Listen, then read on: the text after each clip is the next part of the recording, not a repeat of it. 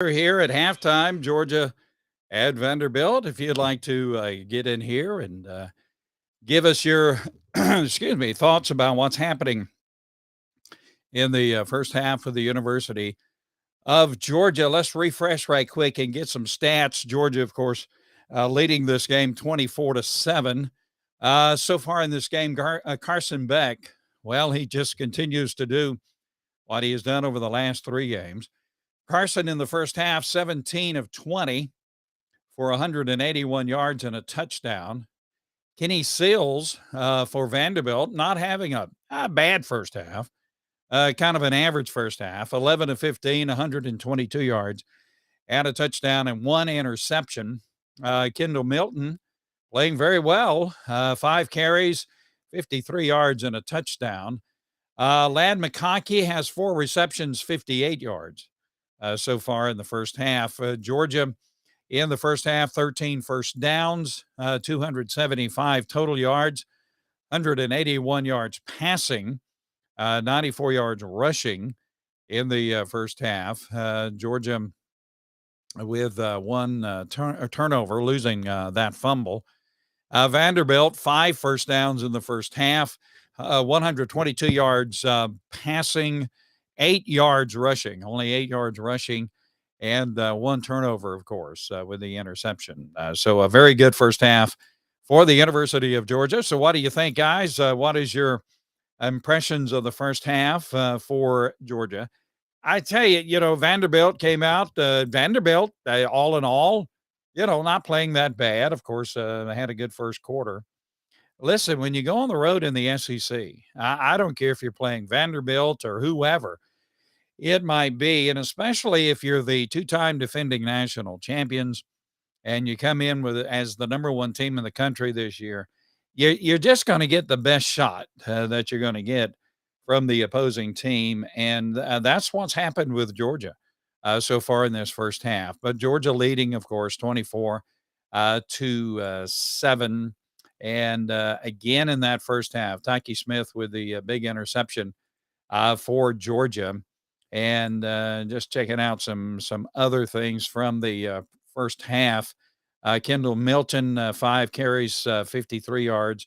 Dejon Edwards, 5 carries for 29 yards. Ladd McConkey, 4 receptions, 58 yards. Brock Bowers, 4 receptions for 22 yards.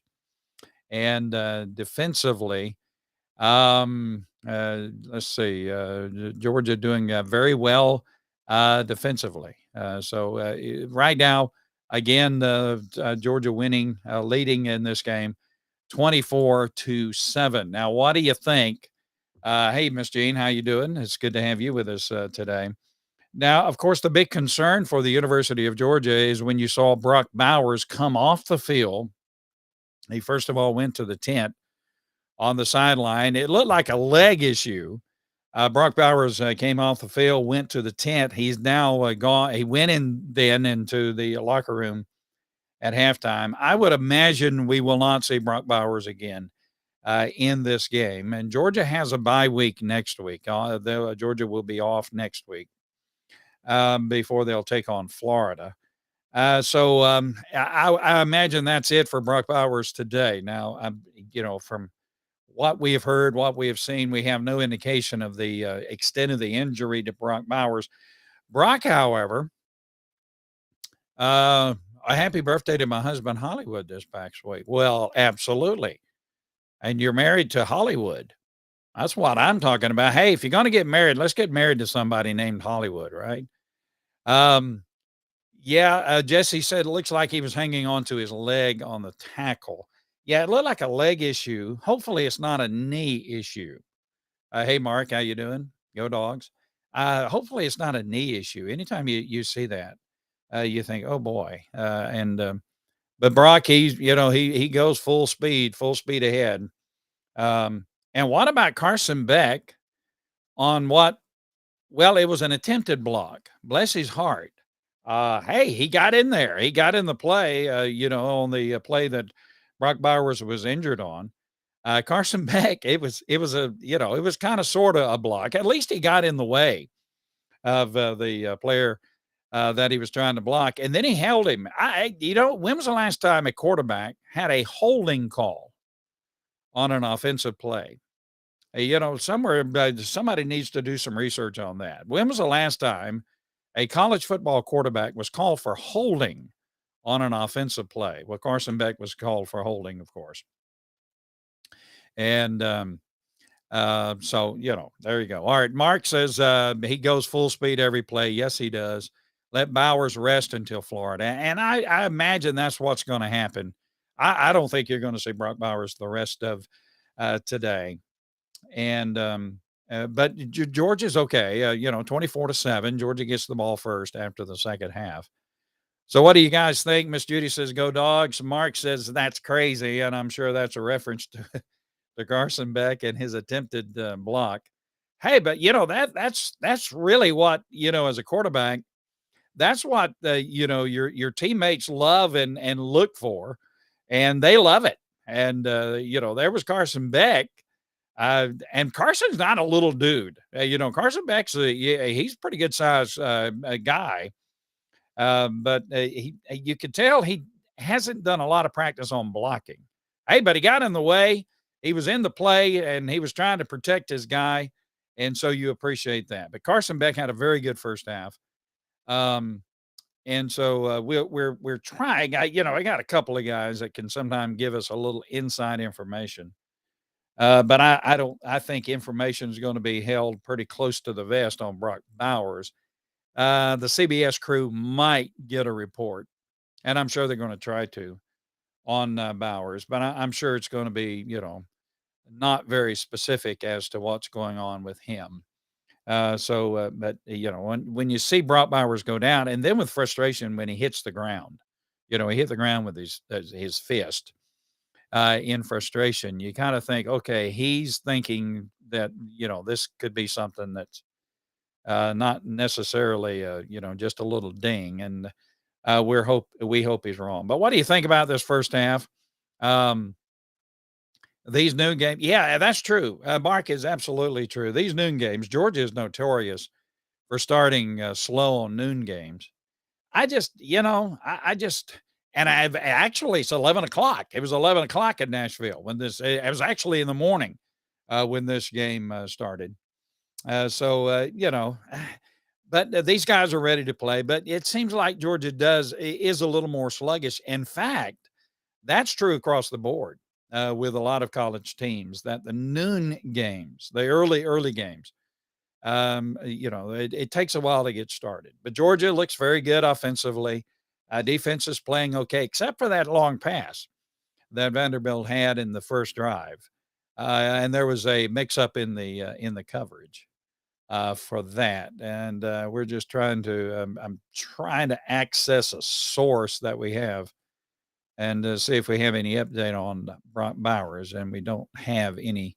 Again, what do you think about Carson Beck? A very good first half, 17 of 20, 181 yards, 9.1 yards per reception, a touchdown, no interceptions, and doing very well. Now, checking some of the other scores around the country, and let's check out some of these. Michigan is taking care of Indiana 21-7. That is in the second quarter. Ohio State's taking care of Purdue pretty well. 20-6. Florida State handling Syracuse 17-3. Alabama is taking care of Arkansas, beating Arkansas 21-6. Let's see. Anything else here of interest that we have? The rest of the games of interest are later on in the day and haven't started as of yet. So we'll keep an eye on some of those games. So what do you think? What is your Tracy says everything's good except for the fumble. Yeah. And so let's see, checking out this Carson Beck. Yeah, I'm checking our TV monitor. So Georgia's rolling again. We expect Georgia to continue to roll. I had a little anticipation that Georgia would score in the last minute, even before the interception. That's kind of what Georgia does, isn't it? That Georgia, right at the end of the first half, sometimes they get in there and, they play very well and they'll score. Mill Creek defeated Buford last night. Miss Jean says, yeah, and that's true. Mill Creek, and the reason that is of interest for Georgia fans is, of course, Dylan Raioli, the number one quarterback in the country who is committed to Georgia, plays for Buford. And Raioli had a pretty good night, but boy, that was a good game. It was on ESPN2. ESPN2. And then I understand, I was not watching the game, but I understand, I did see some parts of it. And we're seeing a replay of the Bowers injury play. And then we see him being assisted to the locker room. But Raioli did very well last night, but the Buford lost, but he looked good. Let's see. Mark says we're going to get 2 more picks in the second half. There you go. And later on today, I was looking at our schedule for later on today. Some interesting games coming up later on today, and I don't know where I put all that stuff. Oh, there it is. Later on today, it's going to be kind of interesting that what's happening. Let's see. You got Georgia, and later on today, Oregon at Washington. That'll be at 3:30. And then you have Texas A&M at Tennessee. That'll be the 3:30 game on CBS. What do you think about that? Texas A&M going in to Knoxville to play Tennessee. Kind of interesting. Those two teams are, up and down a little bit this season and still not pinning down how good either one really is. That'll be an interesting game. And later on tonight, USC at Notre Dame. So that'll be an interesting game as well. A lot of good college football games today. Washington and Texas A&M in upsets is what somebody says here. Gene says that. Okay, that'll be interesting. All right, guys. So here at halftime, Georgia winning 24-7, about what we expected. Georgia is coming into the game a 33-point favorite. Playing very well. Carson Beck playing very well. Love to see Kendall Milton and how Kendall Milton has been running the ball in the first half. He looks like the old Kendall Milton, and that's very much needed for Georgia. It looks good. All right.